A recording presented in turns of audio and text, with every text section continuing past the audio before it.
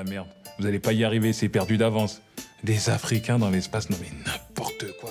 À l'affiche aujourd'hui, Jean-Pascal Zadi, en apesanteur, dans Le Grand Déplacement, son deuxième film derrière la caméra. Le premier, Tout simplement noir, en 2021, lui avait valu le César de meilleur espoir masculin.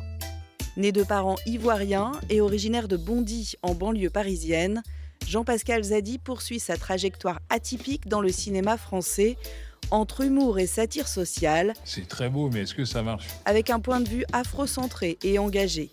Dans ce dernier film, tourné en partie en Côte d'Ivoire, il embarque Lous and the Yakuza, Reda Kateb, Fari, Fadili Camara, Claudia Tagbo et bien d'autres dans la première mission spatiale africaine.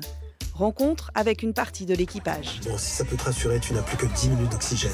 Ton calvaire est bientôt terminé, mon frère.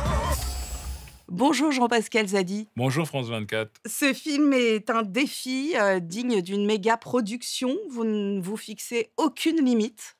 Ah non. non. Je me fixe aucune limite et je me dis à chaque fois que j'aborde un nouveau film, c'est est-ce que ce sera mon dernier film? En fait, je le fais comme si c'était mon dernier film. Et donc, voilà, j'ai fait Tout simplement Noir, qui était un peu un faux documentaire. Pour mon deuxième film, je voulais aller totalement ailleurs, faire autre chose. Et je me suis dit, si c'est mon dernier film, qu'est-ce que je peux faire? Vas-y, j'ai envie de faire de la science-fiction, mais avec un point de vue africain. Arrimage dans 30 secondes. Pierre, tu affines ou bien? C'est 1,2% maintenant. Tu fais quoi? Faut affiner là. Affine. Mais affine. 1, 2, 13.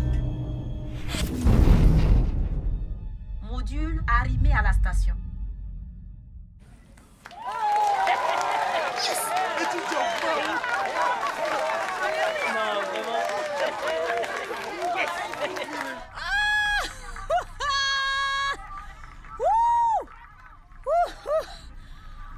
Pierre, c'est pas que je doutais de vos compétences, mais... Bon. Et vous vous êtes réservé un rôle assez difficile, un ex-colonel de l'armée, pilote, bête, sexiste, brutal. Oui. Pourquoi? Provocation ou besoin de mettre, encore une fois, le doigt là où ça fait mal? Oui, mais en fait, pour moi, l'humour ou le rôle de l'artiste, c'est vraiment d'essayer de tester les limites. C'est vraiment d'aller le plus loin possible. Et de toutes les façons, la comédie, pour moi, ou l'art est fait pour ça. En fait, ce que je me dis souvent, c'est que là où les autres, ils s'arrêtent et ils disent non, on peut pas dire ça, moi, c'est là que le travail commence. Comment je vais le dire à ma manière, sans que ce soit gratuit, inutile et en essayant de faire passer le message. Et il est aussi important pour moi de dire que, pour moi, on peut dire tout ce qu'on veut à partir du moment où la base est saine. Il n'y a pas une scène où il n'y a pas 2-3 communautés qui s'en prennent dans la vue, quoi. Donc, c'est des jeux avec nos clichés et avec nos stéréotypes qu'on pourrait avoir. Et juste le fait qu'ils soient verbalisés, ça fait du bien, en fait. Lous, comment vous qualifiez l'humour de Jean-Pascal Zadi? Oh.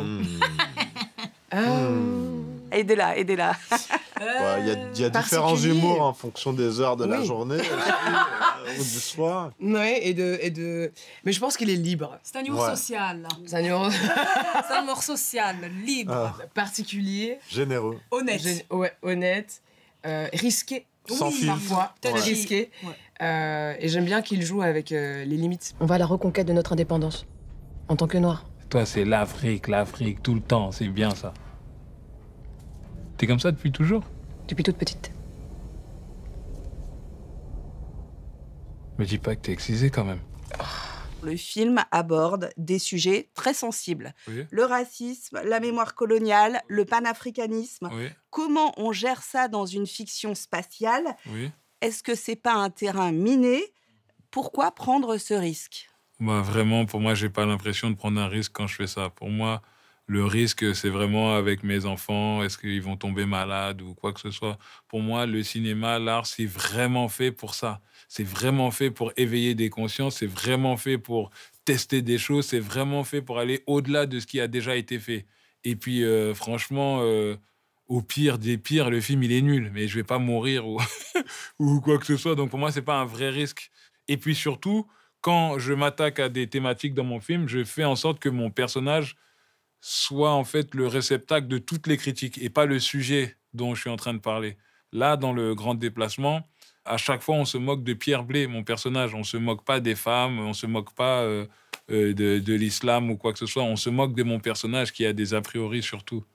Alors pourquoi il s'appelle Pierre Blé, ce personnage? Parce que dans En Place, votre personnage s'appelait Stéphane Blé. Oui.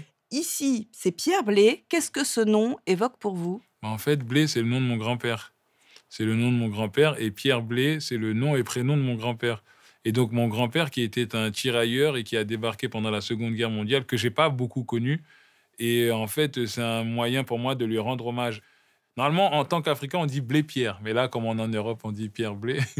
Et en fait, il est dans tous mes films. Dans Tout simplement noir, il y a un tas. J'ai une photo de lui à la fin. Dans En Place, il y a aussi une photo de lui. Dans les films dans lesquels je joue aussi, Prosper, j'ai fait incruster une photo de Pierre Blé dans le décor. Là, je joue dans un autre film qui s'appelle Le Rêve américain avec Raphaël Quenard. J'ai intégré mon grand-père dedans. Et c'est une manière de le faire vivre et de l'avoir avec moi tout le temps parce que c'est un personnage important dans ma vie et c'est lui qui fait le trait d'union entre ma culture française et ma culture africaine. Et justement, vous parlez de la Côte d'Ivoire. C'est le pays d'origine donc de votre famille, de vos parents. Tourner là-bas, c'était un retour aux sources. Pour vous, quelle image vous avez voulu donner de l'Afrique avec ce grand déplacement? Alors, un retour aux sources. La source, pour moi, c'est Bondy dans le 93. Mais retour aux sources pour mes parents, parce que, voilà, j'avais envie d'aller m'attaquer à la terre de mes parents, à la terre de mes ancêtres, parce que c'est important pour moi de faire la boucle et de me confronter à ça. Et tourner en Côte d'Ivoire, pour moi, c'est hyper important parce que je suis français et ivoirien. Je me considère comme les deux. Et donc, ma personnalité fait que c'était important pour moi de tourner là-bas. Et vous ponctuez ce film de références africaines culturelles et historiques. Oui. Qu'est-ce que représente, par exemple, pour vous, la culture Dogon, dont les écritures tapissent l'intérieur du vaisseau spatial? Ah ouais, vous avez bien bossé, hein, vous avez tout remarqué.